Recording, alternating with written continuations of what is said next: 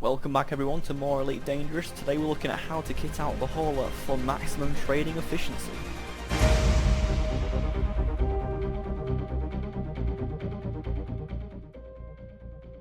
So you've practically been in jail, guys. You've been in the Sidewinder for so long, it's now time to upgrade to the hauler.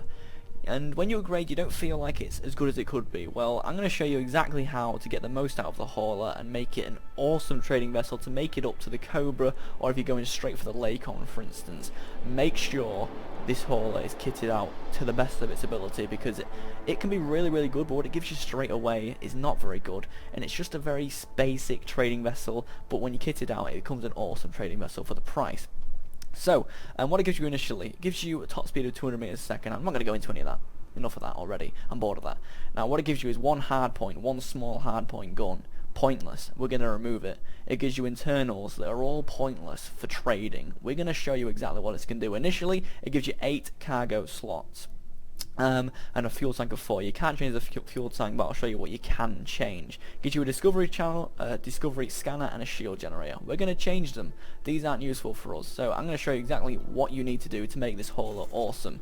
Also, remember that interfering with all of this infects your jump range, and what the aim of this is to try and make the jump range as high as possible, and also make the cargo hold as full as possible, to try and fit as much things into this ship as possible while letting us jump as far as possible. That's the aim for this trading vessel. So what I've gone and done, remove that hard point. It gives you a gun. It weighs 2 tons. It's going to be pointless. If you get interdicted, you're not really going to want to fight the person. You could probably beat a harmless Sidewinder with no shields that interdicts you, but anything harder, you're going to struggle, and it's going to be boring. Just try and hyperspace jump straight out of there. Try and frame shift rise straight out. Doesn't matter. No one's going to complain at you, and it's what I do if I ever get interdicted and lose the interdiction battles, which I barely ever do anymore. So it seems really good, this method. So remove that. As you can see, when it's removed, your jump range actually goes. So as you can see, when you have a gun, the laden full load jump range is 6.64 light years. When it's gone, it's 6.9 light years. So it's going to get that little bit more. Remember, now you can go to that extra system and get that extra little bit of profit that you need.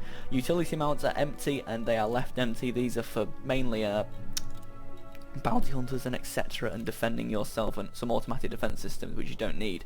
So internals, lightweight alloys, keep them. They're the lightest thing, obviously, the lightweight alloys. As you can see, when you add more things, your weight increases and your jump range decreases, which is not what we want. Power plant. Now, I haven't actually upgraded this to the max that I should have, since I only spent a few hours in the hauler, and I'm making my way up to a Cobra now, so I'm really happy with that. Anyway, the power plant, make sure this is at a class A if possible.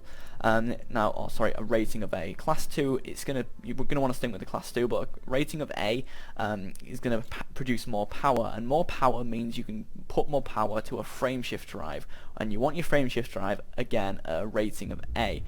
This rating of E, this frame shift drive directly relates to the jump range, and with a better frame shift drive you're going to be able to jump further. However, make sure you got enough power to power the frame shift drive, and make sure it can all power what weight you're increasing, because of course when you buy a better power plant and a better frame shift drive, that's going to be added weight, but usually the weight is outweighed, so to say, by the jump range, or by the increase in jump range. So, for instance, if I go to a class A and it jumps up to 10 light years, but then of course the weight counters that and it goes down to 9.5 light years. Still better, but of course because of the weight is affecting it, it's still there, you know.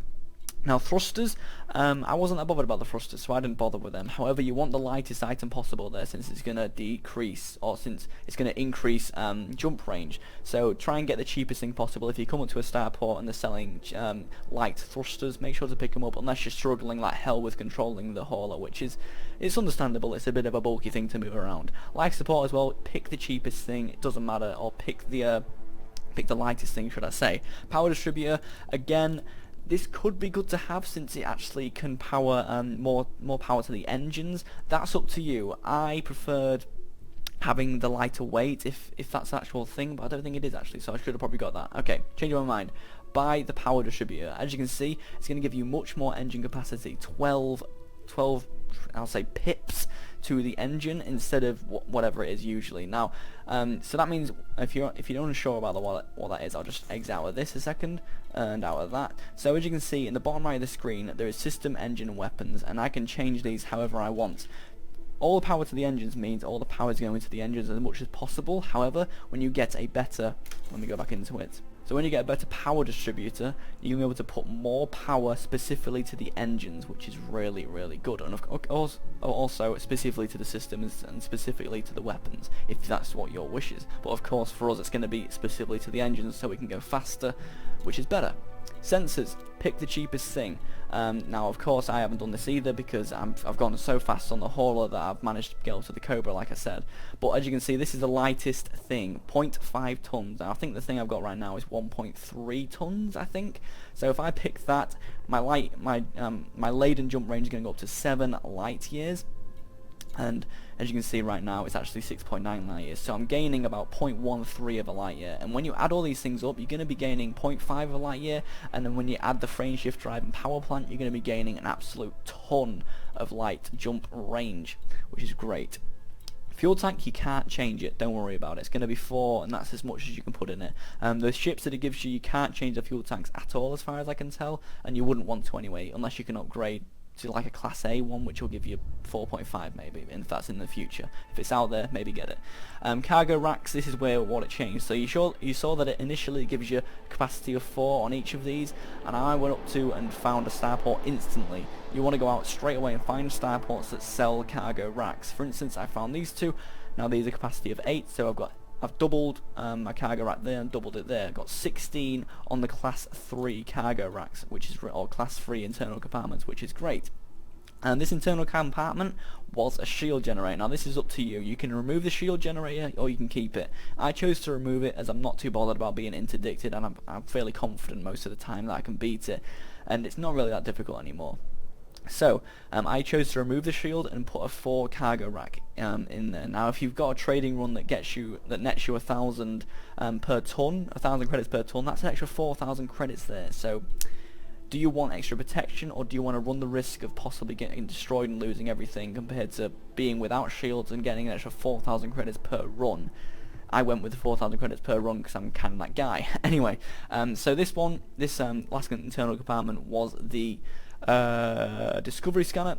I just removed it because I'm not going to be exploring in the hauler, so I'm not bothered at all. I just put a 2 cargo rack in there, again an extra 2,000 credits if you're on that kind of a run. So yeah, pretty much that's it on how you get our hauler. Every trading ship is going to be the same. You know, you want to decrease weight while increasing jump range as much as possible while you're looking at the laden. The bottom right menu here is really useful. Make sure to keep on looking at it to know that you're actually helping the jump range. If you're bothered about shields, remember to add them, like I said. And that's pretty much it. That is how I kitted out my hauler. Of course, like I said, I didn't add everything that I should have and removed everything that I should have because I really was fast on the hauler, and I'm up to the Cobra now. So really happy with that. Thank you very much, guys, for watching. If it's helped, leave a like. If you enjoyed it, subscribe. I'm uploading more Elite Dangerous content and more content than that as well. So yeah, thanks very much for watching, guys, and I'll see you next time.